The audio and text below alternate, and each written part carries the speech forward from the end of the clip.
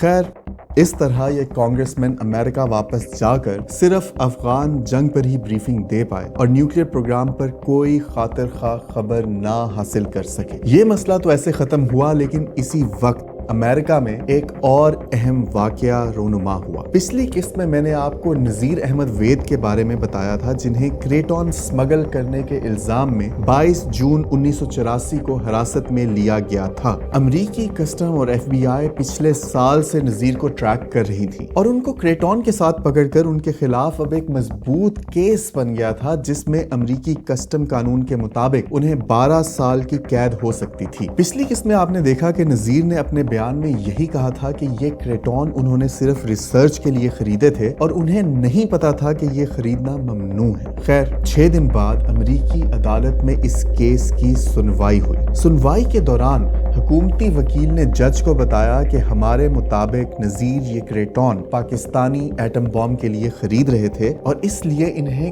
کڑی سزا دینی چاہیے۔ I don't have much doubt. I always try to leave myself a little residual doubt, but I have real trouble in this case. 50 Krytrons is a whole lot of Krytrons.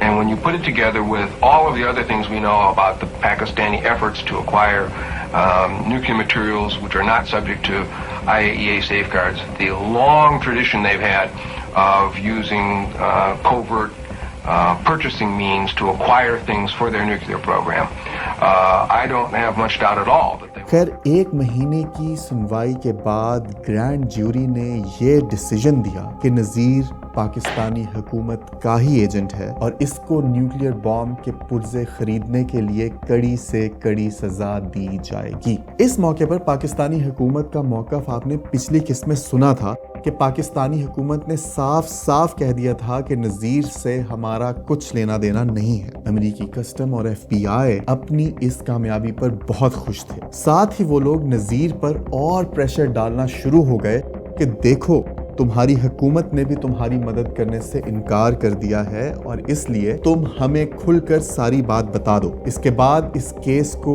اور مضبوط کرنے کے لیے custom team Veda کے office میں بھی گئے اور آفس کی تلاشی لی گئی۔ تلاشی کے دوران انہیں وہاں سے ایک بریف کیس ملا اور اس بریف کیس میں انہیں نذیر کے خلاف اہم ثبوت بھی مل گئے۔ اس بریف کیس میں کچھ فیکٹس تھے اور ان میں دیکھا جا سکتا تھا کہ نذیر کو کریٹون کا آرڈر قائد اعظم یونیورسٹی سے نہیں بلکہ ایسے بٹ نامی ایک پاکستانی سے آیا تھا۔ جی ہاں، وہی ایسے بٹ جن کی تفصیل میں نے اس کہانی کی 9ویں قسط میں بھی بتائی تھی۔ ساتھ ہی ان کاغذات میں پی اے ای سی کا نام بھی لکھا ہوا تھا۔ یہ سارے ثبوت ثابت کرتے تھے کہ نذیر یہ کریٹون پاکستانی نیوکلیئر پروگرام کے لیے ہی خرید رہے تھے۔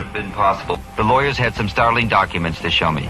There are a series of cables from Vaid to Pakistan which tell an awful large part of the story. This one, for example. read it, please. And it's referenced the EG&G products, which are the Krytrons. They completely regretted the possibility to supply as they were not allowed to sell even to Canada. I have made some alternative arrangements and have placed the order for KN-22s already. Delivery 30 days. Full payment has been made in advance. The telexes show that Nazir Vaid had been directed to purchase the Krytrons by S.A. Butt, the same man who ran Pakistan's clandestine operations in Europe in the 1970s. He was also receiving orders from Colonel Dar, the senior executive officer of the Pakistan Atomic Energy Commission.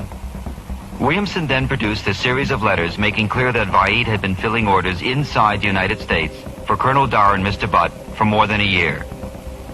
The letters directly linking Vaid to the Pakistan Atomic Energy Commission یہ ثبوت ملنے کے بعد اور پاکستانی حکومت کا بیانیہ دیکھنے کے بعد ایف بی آئی اور امریکی کسٹم کو اب یہ یقین تھا کہ نہ صرف وہ پاکستان کے نیوکلیئر پروگرام کو دنیا کے سامنے اب لے کر آ سکیں گے بلکہ ساتھ ساتھ نذیر کی امید توڑ کر اس سے اور معلومات بھی حاصل کی جا سکیں گی۔ مگر پھر ایک دم کچھ ایسا ہوا جس پر امریکی کسٹم اور ایف بی آئی ہکا بکا رہ گئے۔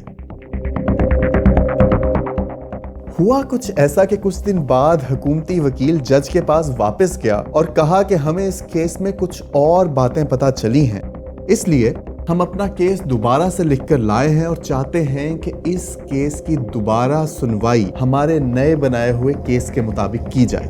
جج نے بھی فوراً یہ بات مان لی۔ نیا کیس جو کورٹ میں دیا گیا اس میں پاکستانی نیوکلیئر پروگرام کی تمام باتیں ختم کر دی گئی تھی، ساتھ ہی یہ لائن ہی نکال دی گئی تھی کہ وید پاکستانی حکومت کا کوئی ایجنٹ ہے۔ Our belief of the case is that Vaid was working directly or had some direct connection to the Pakistani government and was doing what he was doing on behalf of the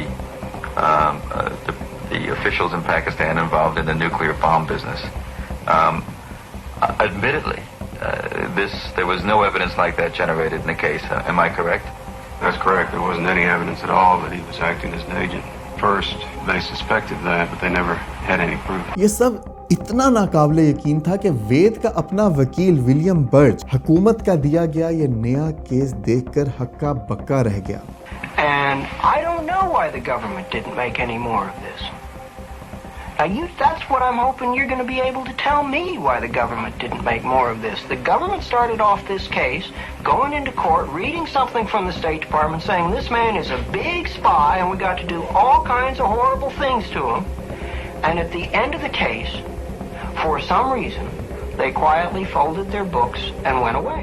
اور بات یہیں ختم نہیں ہوئی۔ اس نئے دعوے کی بنا پر جج نے نذیر کو سنائی گئی 12 سال کی سزا ختم کر کے صرف 2 سال کی کر دی، جو وہ کسی بھی وقت پوری کر سکتے تھے، یعنی سسپینڈڈ سینٹینس۔ اور ساتھ ہی یہ بھی حکم دیا گیا کہ نذیر کو پاکستان ڈیپورٹ کر دیا جائے۔ جج نے اپنے آرڈر میں بھی یہی لکھا کہ ثبوتوں سے یہی پتہ چلتا ہے کہ نذیر کو ایکسپورٹ لائسنس کا نہیں پتہ ہے اور اس لیے اس نے جان بوجھ کر یہ غلطی نہیں کی۔ جی ہاں، ہوا وہی جو آپ سوچ رہے ہیں۔ پاکستانی حکومت نے نذیر کو اکیلا نہیں چھوڑا۔ سب سے چھپ کر پاکستانی حکومت نے CIA کو بار بار اس بات کا احساس دلایا کہ اگر نذیر کو سزا ہو گئی تو پاکستان اور امریکی انتظامیہ کے گٹھ جوڑ کا ساری دنیا کو اندازہ ہو جائے گا اور اس سے صدر ریگن کی حکومت بھی گر سکتی ہے۔ اور اس کے بعد CIA پھر سے متحرک ہوئی، جس کا نتیجہ تھا حکومتی وکیل کا کیس تبدیل کرنا اور جج کا نذیر کو بے قصور قرار دینا۔ خیر، اس سب کے بعد بھی FBI اور امریکی کسٹم نے ہار نہیں مانی۔ انہوں نے فوراً یہ خبر صحافیوں تک پہنچائی، ساتھ ساتھ نذیر کے آفس سے ملنے والے کاغذات بھی صحافیوں کو دکھائے گئے، جن کی بنا پر 25 فروری 1985 کو نذیر کے کیس کی یہ خبر اخباروں میں شائع کی گئی۔ آپ خود دیکھ سکتے ہیں کہ ان کاغذات میں صاف صاف ایسے بٹ اور PAEC کا نام ہے۔ صحافیوں نے فوراً حکومتی وکیل سے ان کاغذات کی بنا پر سوال بھی پوچھنا شروع کر دیے، مگر حکومتی وکیل نے یہی کہا کہ یہ کاغذات ہمیں تب ملے جب کیس آخری مراحل پر تھا۔ The federal prosecutor who prepared the case against Vaid told the court a few days after the arrest that he strongly suspected that Vaid was operating as a Pakistani agent. And yet, just before trial, the same prosecutor agreed the plea bargain and reduced the charges in the case. But the evidence was not there to support a theory which I personally espoused early on, that this person was a spy or an agent of the Pakistani government. That evidence simply was not there. اور دوسری طرف نذیر نے بھی یہی کہا کہ یہ کاغذات تو میں پہلی دفعہ دیکھ رہا ہوں۔ This is not the telex I sent. Could be a fabrication, first of all. Number one, I will not accept this as an authenticated evidence to anything what you are claiming.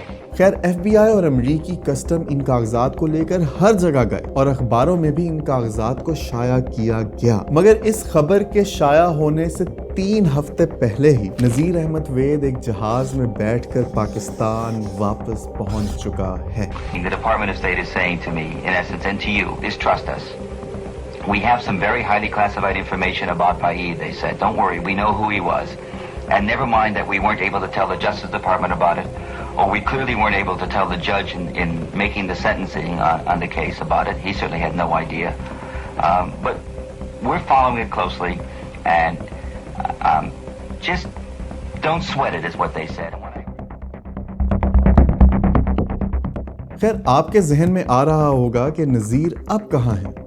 جی وہ حیات ہیں، اور پاکستانی حکومت نے نہ صرف انہیں امریکہ سے چھڑوایا بلکہ اس کے بعد بھی پاکستان میں ان کو اور ان کے کاروبار کو کافی سپورٹ کیا گیا۔ اس کا ثبوت دیکھنے کے لیے آپ یوٹیوب پہ نذیر احمد وید لکھیں اور سب آپ کے سامنے آ جائے گا۔